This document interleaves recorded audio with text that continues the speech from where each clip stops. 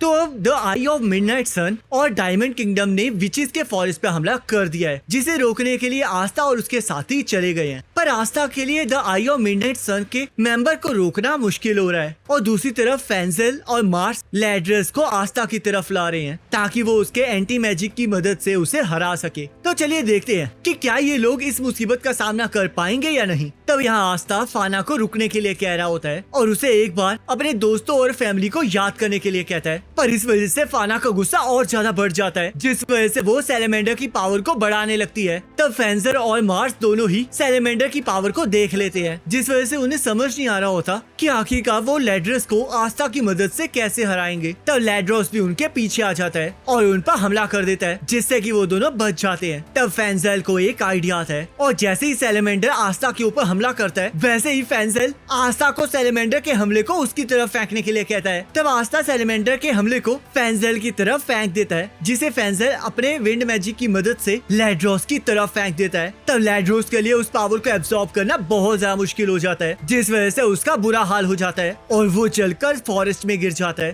तब फेंजेल आस्था की तारीफ करता है और आस्था फेंजेल से पूछने लगता है कि आखिरकार मार्स उसके साथ क्या कर रहा है, क्योंकि लास्ट टाइम तो मार्स आस्था का दुश्मन था। तब मार्स आस्था को बताता है कि वो उसका दुश्मन नहीं है, जिस वजह से वो उस पर भरोसा कर सकता है। और फेंजेल भी आस्था को मार्स पर भरोसा करने के लिए कहता है, जिस वजह से आस्था मार्स पर भरोसा करने के लिए मान जाता है। तब वो लोग सैलेमेंडर का सामना करने के लिए तैयार हो जाते हैं। तब मार्स को सैलेमेंडर की फ्लेम्स बिल्कुल अपनी फ्लेम जैसी लग रही होती है और उसका मैजिक भी उसे अपने जैसा सिमिलर लग रहा होता है। तब मार्स वहाँ पर फाना को देखता है, जिस वजह से उसे अपना बचपन याद आ जाता है, जहाँ पर हम देखते हैं वो डायमंड किंगडम में अपने मैजिक की प्रैक्टिस कर रहा होता है, जहाँ पर उसके साथ फाना भी होती है और उन्हें वहाँ पर ह्यूमन एक्सपेरिमेंट्स के लिए रखा गया होता है। तब मार्स ट्रेनिंग की वजह से रो रहा होता है, जिस वजह से फाना उसे उन लोगों को याद करने के लिए कहती है जिससे वो प्यार करता है और उसे बताती है कि उसे ताकतवर होना ही पड़ेगा ताकि वो बाकियों को बचा सके। और ऊपर से जब वो लोग एक बार ताकतवर बन जाएंगे तब वो लोग वहाँ से बाहर जा सकते हैं। और फाना को पूरा यकीन होता है कि मार्स सबसे पहले वहाँ से बाहर जाएगा, क्योंकि वही है जो सबसे ज्यादा ताकतवर है। तब मार्स फाना से वादा करता है कि अगर वो उससे पहले बाहर चला गया तो वो उसका इंतजार जरूर करेगा। और ऐसा इस वजह से होता है क्योंकि फाना ही वो लड़की होती है जिससे वो प्यार करता है। तब ह्यूमन एक्सपेरिमेंट्स के आखिरी फेज के लिए मार्स और उसके साथियों को एक दूसरे को मारने के लिए कहा जाता है और अगर वो लोग ऐसा नहीं करेंगे तो उन्हें मार दिया जाएगा। तब सभी लोग आपस में लड़ने लगते हैं और आखिर में सिर्फ मार्स और फाना बच जाते हैं। तब फाना भी मार्स पर हमला कर देती है, जिस वजह से मार्स को फाना को मारना पड़ता है, जिस वजह से उसका दिल टूट जाता है। तब फाना मार्स को हील करने लगती है और उसे बताती है कि उसने उस पर हमला इसलिए किया था ताकि वो उसे हराकर यहाँ से आजाद हो सके। तब यहाँ मार्स फाना को देखकर बहुत हैरान हो रहा होता है, क्योंकि उसे यकीन ही नहीं हो रहा होता कि वो अभी भी जिंदा है। तब मार्स फाना की तरफ बढ़ने लगता है, पर आस्था उसे रोक लेता है, क्योंकि अगर वो सैलेमेंडर के पास जाएगा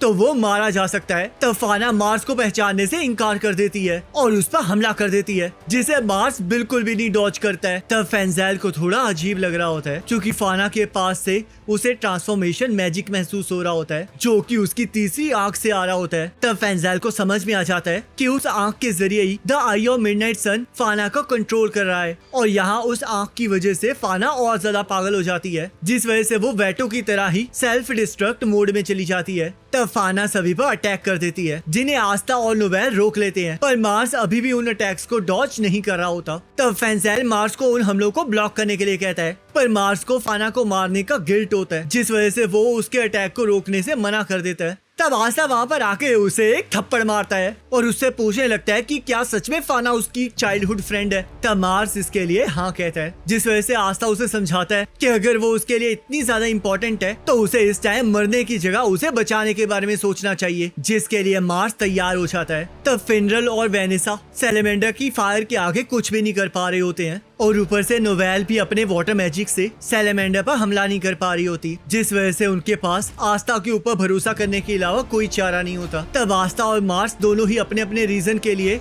फाना को रोकने के लिए तैयार हो जाते हैं और बिना डरे उसकी तरफ बढ़ने लगते हैं। तब आस्था और मार्स फाना के हर हमले को काटना स्टार्ट कर देते हैं, पर फाना के ज्यादा करीब जाने की वजह से उनकी बॉडी जलनी स्टार्ट हो जाती है। तब मार्स अपने फ्लेम मैजिक की मदद से खुद को और आस्था को हील करना स्टार्ट कर देता है, जिससे कि आस्था और ज्यादा एक्साइट एक्साइटेड हो जाता है और फाना की तरफ बढ़ने लगता है। तब आस्था को देखकर मार्स को एहसास हो जाता है कि वो कभी भी ऐसे पर्सन से नहीं मिला है जो कि आस्था की तरह डिटरमिन्ड हो, और जिस तरह आस्था लोगों की मदद करता है और उन्हें बचाता है वो सच में ट्रू मैजिक नाइट की डेफिनेशन है। तब मार्स भी आस्था की तरह आगे बढ़ने लगता है, जिससे कि आस्था को विश्वास हो जाता है कि मार्स अब बदल चुका है और वो फाना को बचाने के लिए कुछ भी कर सकता है। तब फेंजेल आस्था के साथियों को वहाँ से जाने के लिए कहता है क्योंकि बहुत जल्द फाना का मैजिक सब कुछ उड़ाने वाला होता है। पर आस्था के साथी वहीं पर डटे रहते हैं क्योंकि उन्हें आस्था पर पूरा विश्वास होता है और उन्हें देखकर फेंजेल को भी विश्वास हो जाता है कि वो भी अपने स्टूडेंट्स पर विश्वास कर सकता है। तब फाना की थर्ड आई में से और ज्यादा मैजिक निकलने लगता है, पर आस्था सही टाइम पर फाना के मैजिक को काट देता है, जिस वजह से वो सेल्फ डिस्ट्रक्ट रुक जाता है। पर फाना अभी भी शांत नहीं हुई होती, जिस वजह से मार्स जाकर उसे गले लगा लेता है और उससे अपनी गलती के लिए माफी मांगने लगता है। तब फाना को मार्स याद आने लगता है, पर साथ ही साथ उसे एल्व्स की यादें भी याद आ रही होती हैं, जिस वजह से फाना अपने आप का कंट्रोल ही नहीं कर पा रही होती। तब मार्स उसे याद दिलाता है कि उन दोनों ने आपस में वादा किया था कि वो इकट्ठे बाहर की दुनिया देखेंगे, जिस वजह से हम देखते हैं फाना का मैजिक गायब हो जाता है और उसकी थर्ड आई भी गायब हो जाती है। तब मार्स फाना को ठीक होता हुआ देखकर रोने लग जाता है और वो दोनों एक दूसरे को गले लगा लेते हैं। और गाइस इसी के साथ ये एपिसोड खत्म हो जाता है। अब नेक्स्ट एपिसोड का लिंक आपके स्क्रीन पर आ रहा होगा, उस पर क्लिक करके अगले एपिसोड को देख सकते हैं।